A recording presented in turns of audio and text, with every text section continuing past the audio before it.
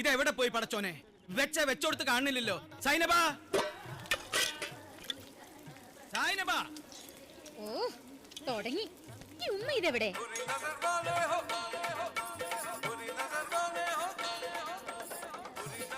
ഓ ഇതുവരെ മൊഞ്ചു നോക്കി തീർന്നില്ല ഉമ്മ. സുറുമ തീർന്നടി. സുറുമ പത്തിരി കരി. നിങ്ങളൊന്ന് അടുക്കളയിലേക്ക് ചെല്ലി. ഹാലാക്കിന്റെ ഒരു അവിലും കഞ്ഞി നേരം വെളിച്ചാവുമ്പോ തുടങ്ങും. നാശം പിടിച്ചൊരു ചണ്ടയും കോയിലും മനുഷ്യന് കണ്ണും കാതും കേൾപ്പിക്കില്ലെന്ന് വെച്ചാ എന്തേ കുന്തം. നിങ്ങളിപ്പോ കളരിപ്പയറ്റിനിറങ്ങുക കുന്തവും കുറുടിയൊക്കെ ആയിട്ട്. വേണ്ട, നീ ഇന്ന് എഴുതാൻ കൊടുക്കാനുള്ള ആധാരക്കെട്ട എവിടെ? ഈ വീട് മുഴുവൻ തെരഞ്ഞു നോക്കി, കിട്ടൂലാന്ന്. എന്ത്? ഈ വീട് മുഴുവൻ തെരഞ്ഞാ കിട്ടുമോ? നിങ്ങളെ കക്ഷത്തുള്ള ആധാരക്കെട്ട്. അപ്പൊ പിന്നെ നിനക്ക് അത് നേരത്തെ പറഞ്ഞൂടെ? എന്റെ അമ്മ ഇങ്ങോട്ട് വന്നേ. അല്ല, ഈ കച്ചേരി ഇവിടെ തീരൂല്ലേ? കച്ചേരി അല്ലെന്ന്, സംഗീത ക്ലാസ്. ഇതൊക്കെ വീടിനൊരു ഐശ്വര്യ. കുഞ്ഞു പറയും സംഗീതം മനസ്സിനൊരു ടോണിക്കാന്ന്. കുഞ്ഞു പലതും പറയും. കേക്കണ്ട എനിക്ക് എന്റെ കുഞ്ഞു പുരാണം. ഒക്കെ ഒരു ദിവസം ഞാൻ നിർത്തി തരും. അല്ല ടീച്ചറെ, ഈ പോത്തലറണ പോലെ വേണോ ഇത്? ഇത്തിരി ഒച്ച കുറച്ചുകൂടെ. അങ്ങനെ പോരെ?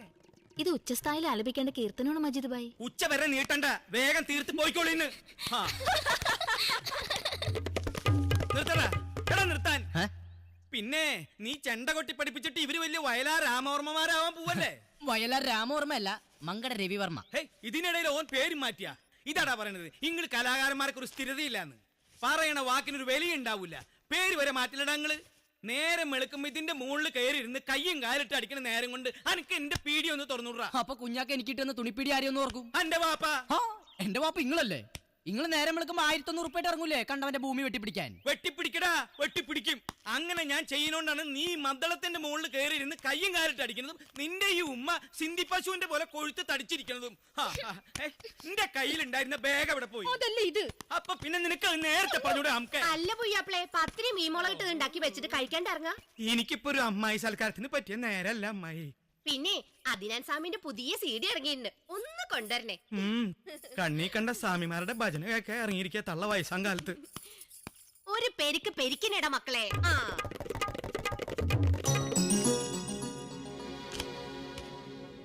ഈ 1001 ബലത്തിൽ ഇന്ന് നല്ലൊരു ഭൂമി കച്ചവടം നടക്കണേ എന്റെ പടച്ചോനെ. ഏർച്ചപ്പെട്ടിൽ എന്തെങ്കിലും ഇടണ്ടേ? അമ്പതിന്റെ പൈസ കാണാനില്ലല്ലോ. ബിസ്മില്ലാ.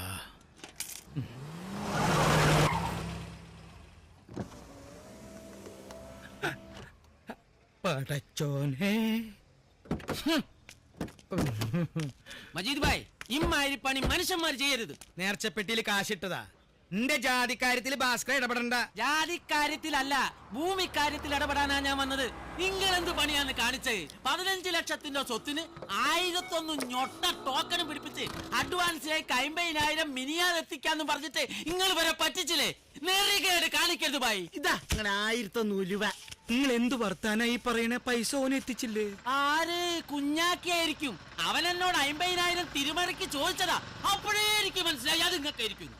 കുഞ്ഞാക്ക ചോദിച്ചാൽ 5 ലക്ഷം ഒപ്പിച്ചു കൊടുക്കും ഞാൻ. അത് വേറെ കാര്യം. അതെ, ഇവരെ സ്ഥലത്തിന് നിങ്ങൾ പറഞ്ഞതിലും വലിയ വിലക്ക് ഞാനൊരു പാർട്ടിയെ കൊണ്ടേ കൊടുത്തതാ. ആ പാർട്ടിയോട് അവിടുത്തെ വെള്ളം ശരിയല്ല, വഴി ശരിയല്ല, ചാത്തനേറുണ്ട് എന്നൊക്കെ പറഞ്ഞ് നിങ്ങൾ മടക്കി ആണല്ലോ. എന്തിനാ ബായ് ബടക്കാക്കി തനിക്കാക്കുന്നേ? നിങ്ങളൊന്ന് വണ്ടി കയറി. ഇവിടെ എക്സിബിഷൻ ഒന്നും ഇല്ലടാ എന്റെ മക്കളെ.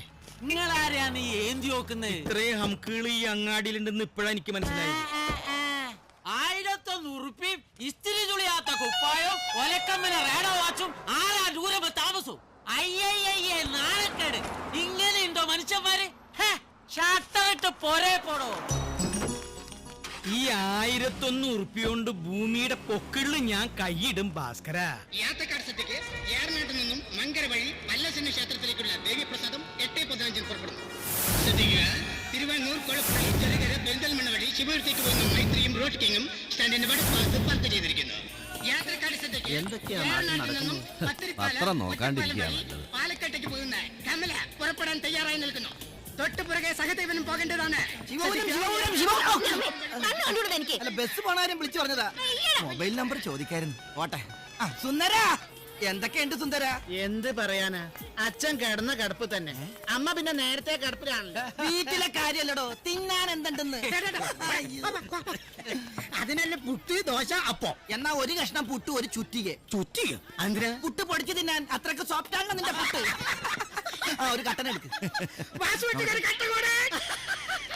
യാത്രക്കാരുടെ ശ്രദ്ധയ്ക്ക് ഏറനാട്ടിൽ നിന്നും ചെർപ്പുളശ്ശേരി വഴി മലപ്പുറത്തേക്ക് പോകുന്ന റോഡ് കിങ് ഉടൻ പുറപ്പെടുന്നു. റോഡ് കിങ് ഉടൻ പുറപ്പെടുന്നു.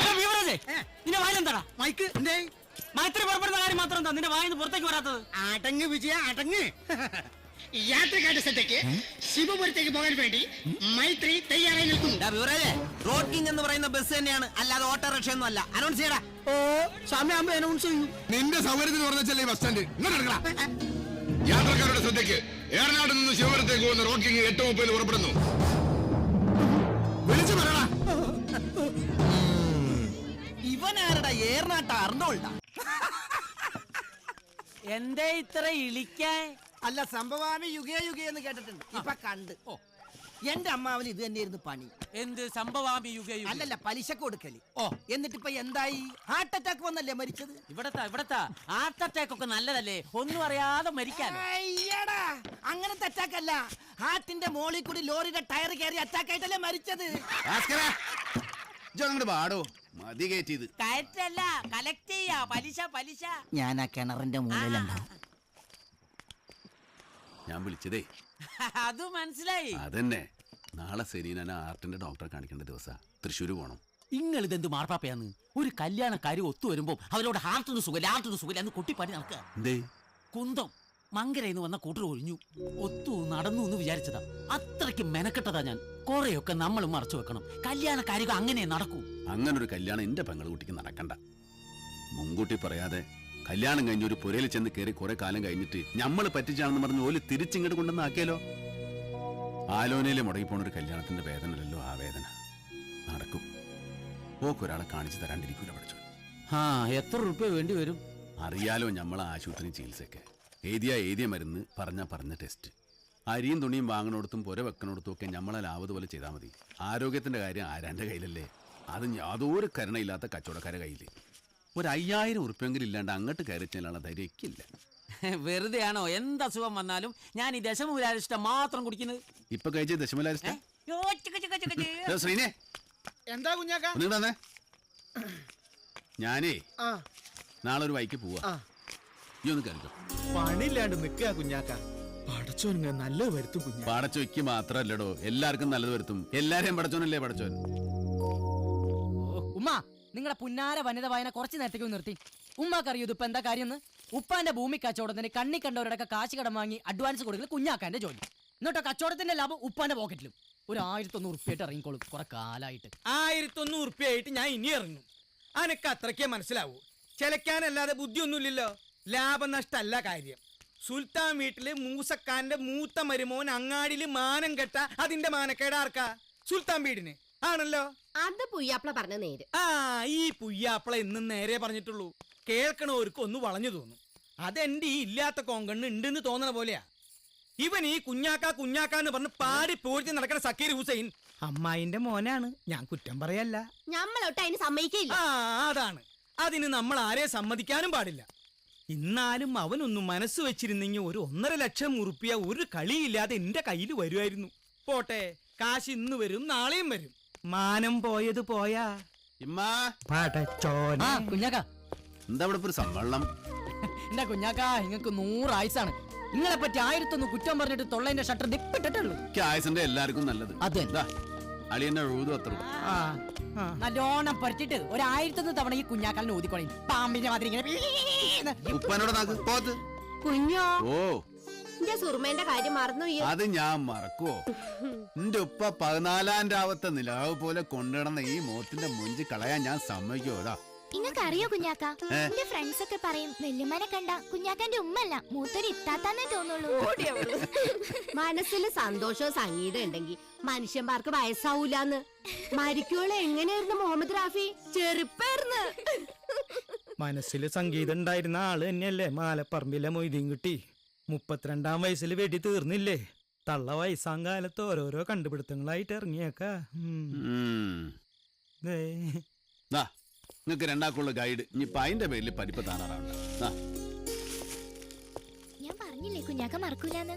കുഞ്ഞാക്ക, സുലൈമാനി ആയിക്കോട്ടെ. പോയി കുളിക്കാൻ നോക്കി. എന്താ മൂത്തൊരു വാട്ടം? ഒന്നുമില്ല. എന്റെ മോളെ മനസ്സിലാക്കി വരണവര് വന്നാ മതി. അങ്ങനെ ഒരാൾ വരും. അതിനല്ലേ കുഞ്ഞാക്ക കാത്തിരിക്കുന്നത്, ഇല്ലമ്മ? പിന്നല്ലാതെ. ചെന്ന് കുളിക്കാൻ നോക്കൂ കുഞ്ഞാക്ക. അല്ലടോ, ഇന്ന് മേഫിലില്ലേ? പിന്നെ ഇല്ലാതെ. നീ നമ്മള് പെരുക്കാൻ പോവല്ലേ?